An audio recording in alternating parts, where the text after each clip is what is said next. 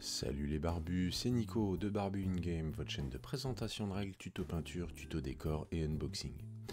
Aujourd'hui un unboxing rapide des Werewolves Nords pour Conquest, The Last Argument of Kings, qui viennent tout juste de sortir. C'était un régiment de brutes assez attendu, et on va tout de suite regarder ce qu'il y a dans la boîte.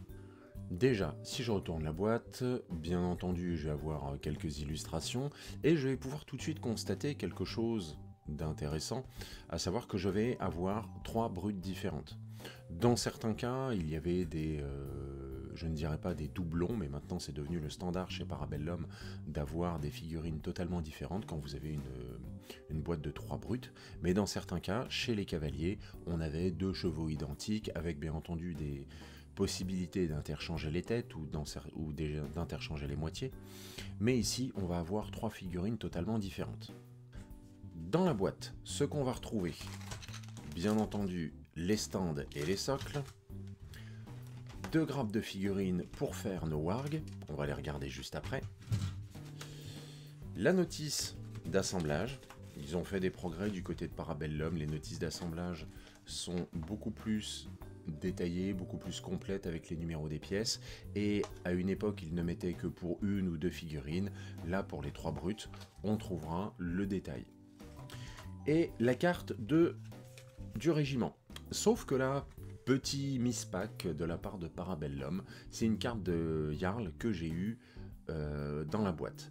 Alors, si ça vous arrive, pas de panique, ou si vous constatez qu'il y a un souci avec des figurines, j'ai déjà eu 2 ou 3 fois des petits soucis comme ça, vous envoyez un message à Parabellum, et ils vous enverront simplement l'élément qui remplace. Ça se produit de temps en temps. À chaque fois, si vous les contactez, ils rectifient le tir en vous envoyant directement la pièce manquante ou l'élément qui a posé un problème chez vous.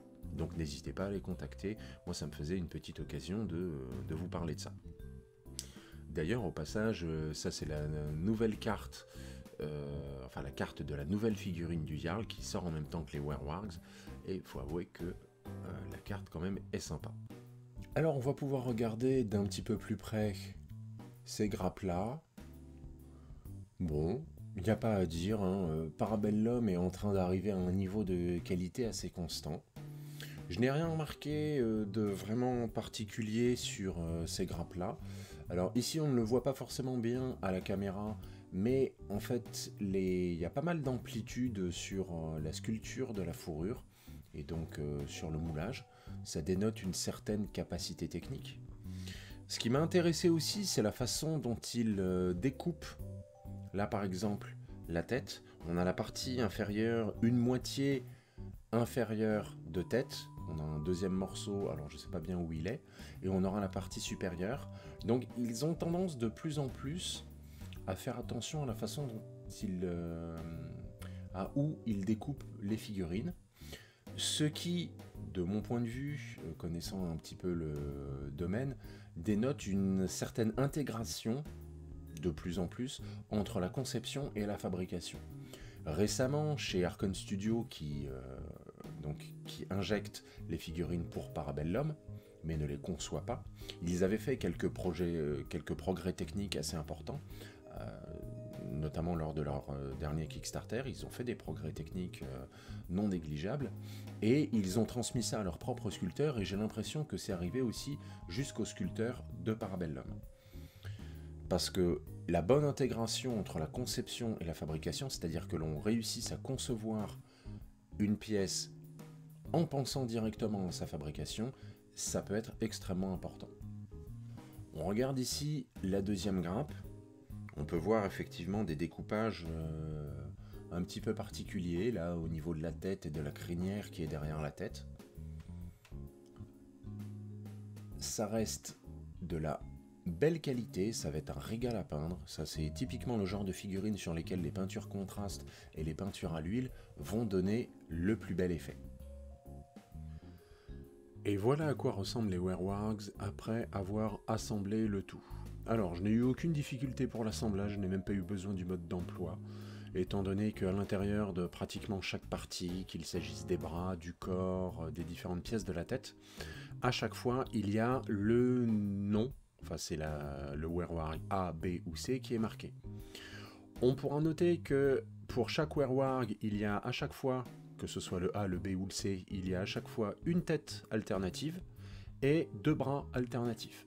Donc là, j'ai fait des choix, mais en fait, on peut avoir de la variété, même si on a 6 wearwargs. Par contre, d'une figurine à l'autre, ils ne sont pas interchangeables.